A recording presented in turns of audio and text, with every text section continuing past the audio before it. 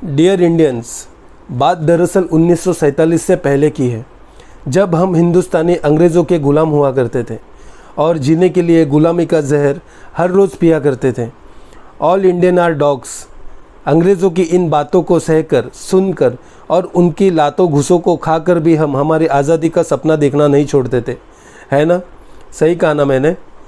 तो वक्त बीतता चला गया और आज हर हिंदुस्तानी का आज़ादी का सपना पूरा भी हो गया।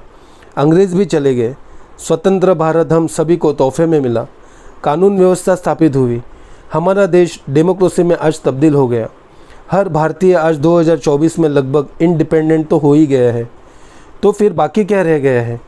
किस चीज़ की कमी खल रही है आज स्वतंत्र भारत की समाज व्यवस्था में? सच कहूँ तो वो है इंसानियत। इंसानियत की कमी खल रही है आज हमारी समाज व्यवस्था में। जी हाँ, इंसानियत। हर शख्स के भीतर होती है ये इंसानियत, पर अफसोस आज के वक्त में जो कुछ भी हमारे समाज में इंसानों के द्वारा हो रहे घिनौने कृत्यों को देखकर तो सच में ऐसा लग रहा है ना कि हम अंग्रेज़ों के ग़ुलाम थे तो वही अच्छा था। कम से कम इंसानियत को तो शर्मसार होने नहीं देते थे, आज़ादी के लिए लड़ते थे, इज्जत के लिए मरते थे और सबसे बड़ी बात, वफ़ादारों के वफ़ादारी के लिए तो ज़मीन आसमान तक एक कर देते थे। तो आज ये क्या हुआ, क्यों हुआ और ये क्यों हो रहा है और आखिर ये दरिंदगी कब तक चलती रहेगी? वाई, क्यों? मैं पूछना चाहता हूँ हर एक हिंदुस्तानी से, हर एक उस शख्सियत से जो कि इंसानियत की रखवाली करना चाहता है, साथ ही साथ ऐसी घटनाओं से इंसानियत को शर्मसार होने से बचाने की कोशिश करना चाहता है। ये सवाल मेरा खुद को पहले था, उसके बाद फिर आपसे है। आप जो स्क्रीन पर वीडियो फुटेज देख रहे हो, बस यही आज हमारी बेज़ुबानों के प्रति इंसानियत और दरियादिली पर सबसे बड़ा सवाल उठाती है। 14 बेज़ुबान वफ़ादारों की वफ़ादारी पर कालिक पोतते हुए मुंबई के कांदिवली वेस्ट में कुछ दरिंदों ने इन्हें बड़ी बेरहमी से मौत के घाट उतारकर गोनी में डालकर नाले में फेंक दिया था, जो कि ये घटना हाल ही में इसी महीने नवंबर में हो चुकी है। एक नहीं, दो नहीं, तीन नहीं, पूरे के पूरे 14 कुत्ते। है ना ये हैवानियत की इंतहा? क्या सच में कुत्ते की मौत इसे कहते हैं, या फिर कुत्तों को मौत के घाट ऐसे उतारते हैं? हम 4 मच्छर एक साथ नहीं मार सकते।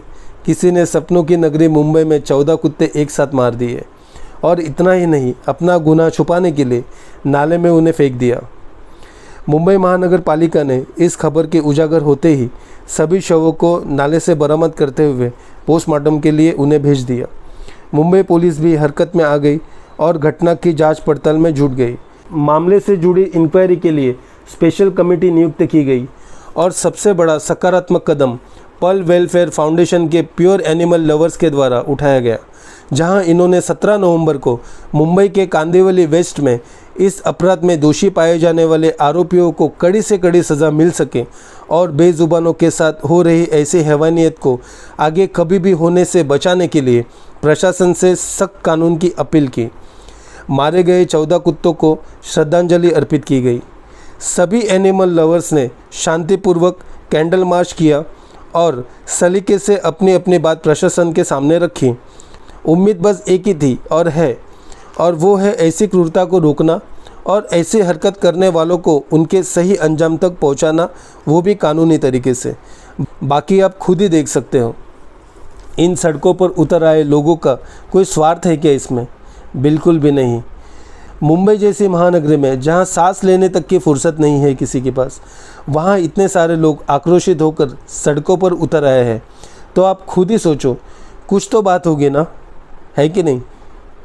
तो देखो, यहाँ जो लोग मौजूद हैं, जितने लोग भी ये वीडियो देख रहे हैं और जिन लोगों की राक्षसी प्रवृत्ति की वजह से ये सारा कुछ हो रहा है ना, हम सभी लोग इंसान भी हैं और इंसानियत से परिपूर्ण भी है।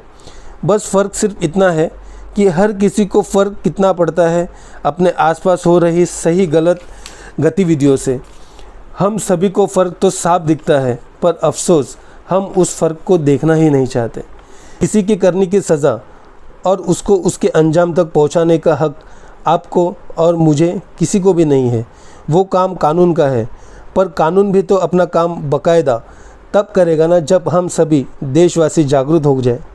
कहने के लिए तो हम सब भारतीय एक हैं, पड़ोसी देशों को हम अपने यहाँ के भाईचारे की मिसालें हर रोज़ देते रहते हैं, तो फिर अपने खुद के देश में हो रही ऐसी घटनाओं से मुंह क्यों फेर लेते हैं? क्यों? वाई? मानता हूँ हर कोई एक जैसा तो नहीं हो सकता, एक जैसा नहीं सोच सकता, बट एक जैसे आवाज़ तो उठा सकता है। बस जज्बात पक्के, इरादे नेक और आवाज़ बुलंद होनी चाहिए। क्या इतना काफ़ी नहीं है हमारे लिए कुछ तो करके बहुत कुछ होने से रोकने के लिए? हाँ, बिल्कुल रोक सकते हैं। अपनी क्षमता और अपने सामर्थ्य के तालमेल से हम सब एकजुट होकर अपनी अपनी तर्ज पर ऐसी हो रही घटनाओं को होने से रोक सकते हैं, बिल्कुल रोक सकते हैं। मैंने आत्मनिर्भर होकर इस वीडियो और मेरे मैसेज के साथ एक कदम तो आगे बढ़ा ही दिया है। बस उम्मीद आप सभी लोगों के साथ की है, जो कि मेरा विश्वास है कि ज़रूर मिलेगा। साथ होगा तो विकास ज़रूर होगा, और जाहिर सी बात है ऐसी अपरिचित घटनाओं को भी पूर्ण विराम लग जाएगा।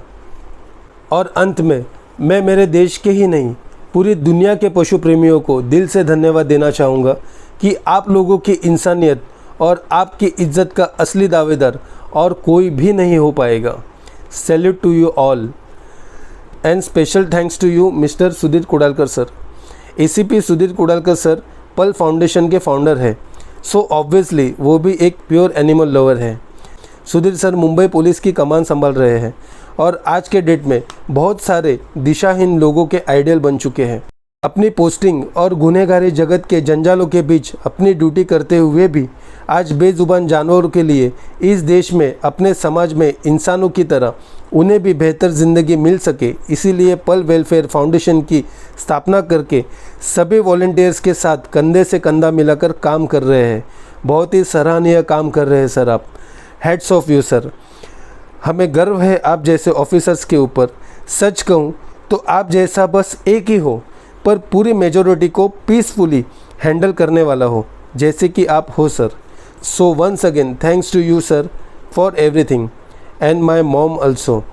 मम्मी, आपका भी शुक्रिया अदा करना चाहूँगा मैं, क्योंकि मेरी माँ भी पल फाउंडेशन की मेंबर है और रेस्क्यूअर भी, जिन्होंने मुझे इस चिंताजनक विषय पर मेरी खुद की क्या राय है ये बताने की अपील की, जिसके चलते ही आज ये वीडियो और ये मेरा मैसेज मैं आप लोगों तक पहुंचा पा रहा हूं। वरना मैं भी आप लोगों में से एक होता, या तो वो भी नहीं होता। आप तो समझ ही चुके होंगे कि मैं क्या कहना चाह रहा हूं। समझदार को इशारा ही काफ़ी होता है, और बाकी जो ना समझ सके वो लोग बस इस वीडियो को हो सके उतने लोगों को शेयर करके भी इस मैसेज के अंदर का रहस्य समझ सकते हैं। बाकी आपकी मर्ज़ी। बस 100 की सीधी एक ही बात मैं कहना चाहूँगा मेरे भाई और बहनों, जियो और जीने दो। जियो और जीने दो, चाहे इंसान हो या जानवर, किसी के भी बाप का नहीं है ये धरती और ये अंबर। जय हिंद, जय भारत, वंदे मातरम।